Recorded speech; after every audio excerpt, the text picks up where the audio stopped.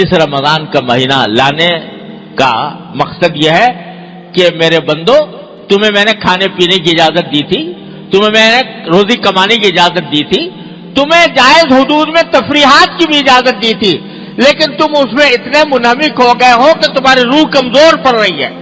اب واپس آ جاؤ، 1 مہینے کے لیے اس طرح واپس آ جاؤ کہ اب جو کام کرو وہ تمہاری روح کو تقویت پہنچائے۔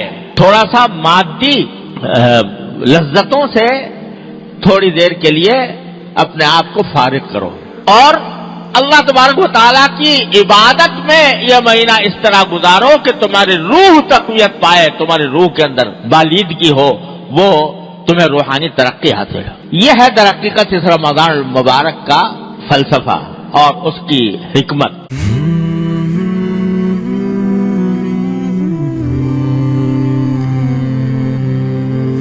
رمضان المبارک کی پر نور ساعتوں میں دیکھیے درسقرآن.com کے یوٹیوب اور فیس بک پر ہلال رمضان، سوشل میڈیا پر سب سے قدیم اور سب سے ریلائبل برانڈ www.درسقرآن.com۔